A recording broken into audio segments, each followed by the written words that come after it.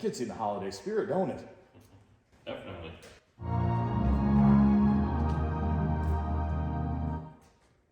That's not bad for a whole lot of like bargain basement audio equipment, is it? No, not at all. We're dorking out right now because it's kind of fun, and the holidays obviously are right around the corner, and I know you don't spend a whole lot of time at home. That's okay. I don't judge you, because sometimes I just understand. I don't know if you ever come home from a long day at work, that perfect magical thing happens. The house is quiet, no one is home, everyone is gone, and it's just quiet. It's just perfect.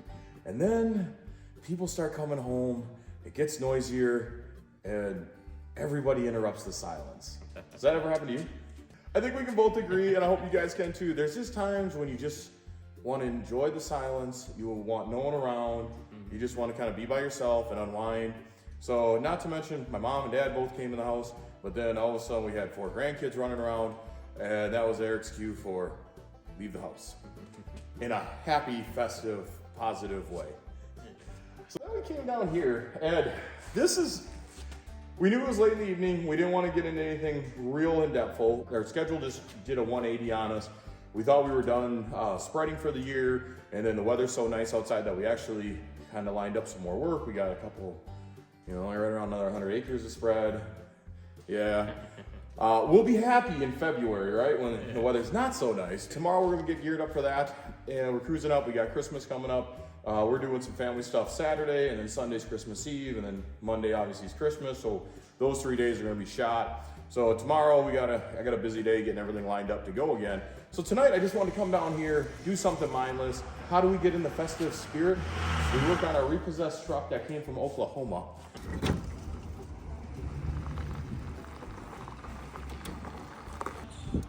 If you can slide that under there, I can start this into the turbo.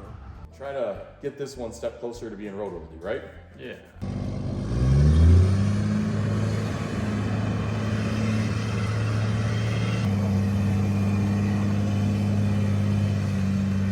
Audio equipment doesn't really make it more roadworthy, does it? Not quite. Go with it. Yeah. What we got going on here? We got a whole bunch of just low budget audio equipment. My background is a little bit of everything, right? Farmer, jack of all trades. Doesn't matter if it's changing tire, cleaning toilets, doing book work, audio equipment, kind of end up doing it all. And the audio side was something I didn't really know nothing about. And the last 1.5 to 2 years here, we really started kind of playing around with it more and trying to figure out like, hey, how do we just make this better? The downside is we still got a very small budget to play with. So we're doing the best we can. Well, we had this amp that we bought, and we had some cheap 6x9s that we bought last spring, and we couldn't get them to sound the way we wanted them to sound last spring. And we didn't have a whole lot of time to work on them. So tonight we brought in our favorite bank repossessed truck out of Oklahoma. And the goal was just to see if we couldn't make this amp perform better with these speakers. Last spring when we were working on it, we couldn't really get it figured out. Tonight, I think we came a long ways. I'm not gonna bore you tonight at all with the details and this and that. A lot of stuff here. We got we got an amp that can do 2 and 4 ohms, and it kind of threw everything for a loop. But I think for the most part, I think we got it, didn't we? I think so. The other thing we got hooked up is we got 2 Alpine 12-inch Type S subwoofers. And there's kind of a neat thing with these speakers. I bought these speakers back in 2012 after I nailed a large mold remediation project, which I know, it was an in-depth project. Yeah. So, okay, real quick side note on that, which I had no intention of talking about, but I still take a lot of pride. So, little company, Eric Nobody, right, trying to compete against the big boys or the big companies. I got a moldy roof, and the joists, you know how they come up? The gap between the top rafter and the gap between the middle of the rafters was 2 feet 9 inches. So me and my friend Jeffro bought a soda blaster, went in there, soda blasted on our backs the whole roof line, and then HEPA-vac'd it, and then killsed it, and turned out fantastic. Passed all the air tests. And to celebrate, I bought these 2 Type S subwoofers. The downside, I never had an amplifier that power them. So in the quest here of keeping low budget, I got 2 subs that got bought back in 2012. I got I think a bunch of $50 and $60 for the set 6x9s, nothing too crazy here. And I think we got a $150, $180 amp. But overall, $30 radio. And a $35 radio off eBay.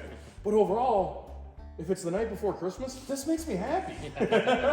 I think we spent a lot of time tweaking the amp and trying to figure out what was the happy medium with it all. But overall, I mean, we have Shop's 40 by 60 here. I think maybe it's bigger, I don't know. We had it pretty dang loud in here, and now to get it into that truck cab, I think it's gonna sound pretty dang awesome. So, what does that have to do with the holidays? When you are slightly annoyed with your loved ones, and I know that will not happen to anyone other than me, focus on your next project and how to make it better. And Merry Christmas. Hope you're laughing. The tree does make it festive, doesn't it? It does.